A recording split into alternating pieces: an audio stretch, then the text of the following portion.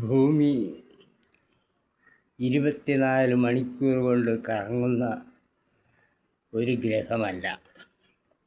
ഭൂമി പൂർണ്ണമായിട്ട് ഒരു ഭ്രമണം പൂർത്തിയാക്കുന്നതിന് 1440 ദിവസം വേണ്ടിവരും.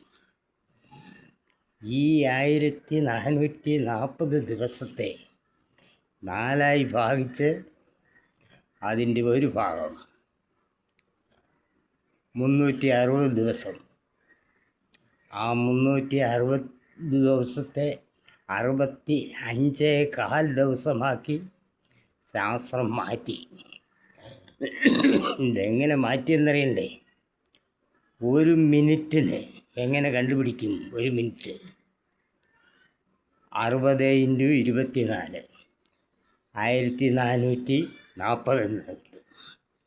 ഒരു മണിക്കൂറിനും അതേ സംഖ്യ തന്നെ കിട്ടും. ഒരു ദിവസത്തിനും അതേ സംഖ്യ തന്നെ കിട്ടും. ഇതാണ് മനുഷ്യൻ ഭൂമിയുടെ പൂർണ്ണ ഭ്രമണത്തെ സമയവുമായി ബന്ധിപ്പിച്ചത്. അല്ലാതെ ഭൂമി 24 മണിക്കൂർ കൊണ്ട് കറങ്ങുന്ന ഒന്നല്ല. ഭൂമി ഒരു ദിവസം കൊണ്ട് കറങ്ങുന്നതാണെങ്കിൽ കടൽ ഭൂമിക്കൊപ്പം കറങ്ങുന്നുണ്ടോ എന്നത് ഏതെങ്കിലും ശാസ്ത്രം പറഞ്ഞിട്ടുണ്ട്? കടൽ ഭൂമിക്കകത്താണെന്ന് പറയുന്നുണ്ട്.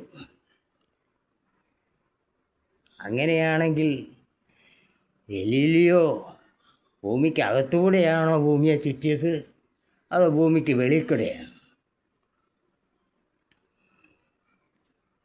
ഇനി മറ്റൊന്നുണ്ട്. കേരള തീരത്ത് നിന്ന് അമേരിക്കയ്ക്ക് പോകുന്ന ഒരു കപ്പൽ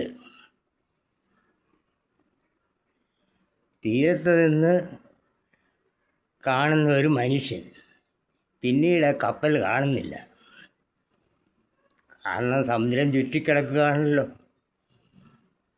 ഭൂമി വട്ടവും കറങ്ങുക. പിന്നെ എന്തുകൊണ്ടാണ് പിന്നീട് ഒരിക്കലും ആ കപ്പലെ സമുദ്രതീരത്ത് നിൽക്കുന്നയാൾ കാണാത്തത്? എങ്ങനെയായാലും ഭൂമിക്ക് ചുറ്റും സമുദ്രമാണെങ്കിൽ ആ കപ്പൽ കാണപ്പെടണം.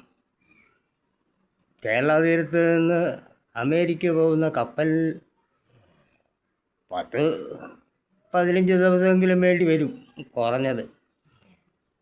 അപ്പോൾ ഭൂമി കറങ്ങിക്കൊണ്ടിരിക്കുകയല്ലേ, അപ്പോൾ കേരള തീരവും കറങ്ങിപ്പോകുന്നില്ലേ? എന്നിട്ട് എന്തുകൊണ്ടാണ് കാണാത്തത്? അപ്പോൾ ഭൂമിക്ക് ചുറ്റുമാണോ സമുദ്രം കിടക്കുന്നത്, അതോ നേരെയാണോ, കുറുകയാണോ? ഇതെങ്ങനെയാണ്?